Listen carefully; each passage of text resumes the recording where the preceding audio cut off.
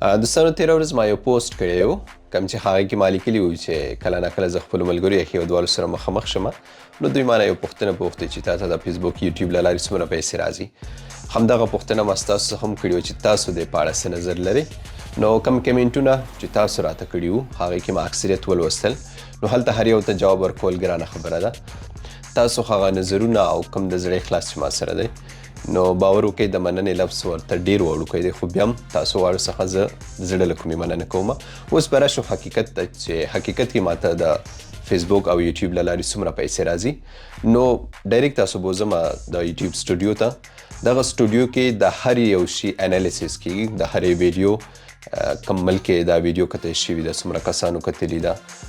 کم ژبو والا زیاته کتلي ده کم ښارونو کې زیاته کتل شوي ده نو د سټوډیو کې دې ځای ته تاسو مهم ځای دا دی چې دلته زه تاسو ته وښایم دا ګورئ تاسو دا د تېرو 28 ورځو انالیسیس دی چې ما ته په تېرو 28 ورځو کې څومره پیسې راغلي دي دا وګورئ 11.15 ډالره دا د تېرو 28 ورځو پیسې دي اوس به درته د نوي ورځو وښیم چې په تېرو نوي ورځو کې ما ته څومره پیسې راغلي دي دا وګورئ 2.950 ډالره او ورپسې به درته د ټول عمر پیسې وښیم چې تر ننه پورې ما ته ټوټل د یوټیوب له لارې څومره پیسې راغلي دي 602.93 ډالر ما ته راغلي دي چې دا که زه ورځې درته وشمېرم نو دا د څومره ورځو پیسې کېږي 806 ورځو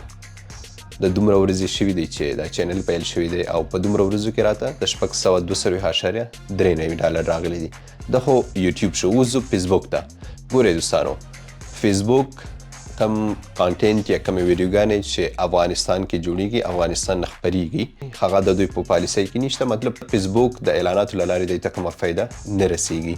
خو دا چې زه زیاتې ویډیوګانې د اماراتو نه اپلوډ کوم او امارات په دې کې شته دا برخه خو تقریبا زما ډکه شوې ده خو دلته بله مسله بیا څه کې راځي د ژبې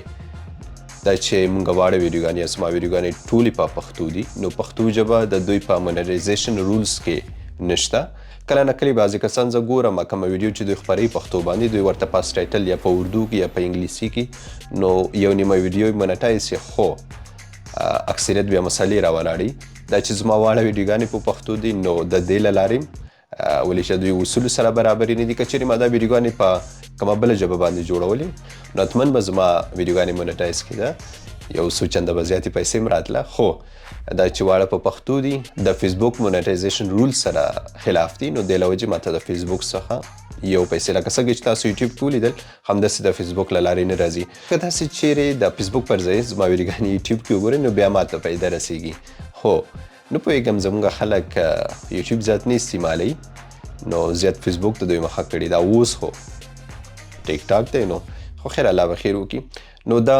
هغه حقایق و چې کم خلک دا سوچ فکر لري چې دته به څومره پیسې راځي هغه خو ما درته ویل بعضې کسان دا سوچ کوي چې په ویډیو لایک کولو کمنټ کولو او شیر کولو باندې به پیسې راځي نو داسې نه ده کم ملګري چې ویډیو لایک کوي هغې باندې کمنټ کوي یا شیر کوي د دې فایده در رسیږي چې څومره زیات خلک ویډیو شیر کړي څومره زیات خلک کمنټونه پرې وکړي څومره زیات خلک یې لایک کړي همدومره فیسبوک یوټیوب نورو خلکو ته دا ویډیو ریکمنډ کوي نورو خلکو ته یې رسوي نور زه غواړم د نه په همدې ځای اجازه خو تاسو مې همیشه په خپلو دعاګانو کې یاد ساتئ د خدای په امان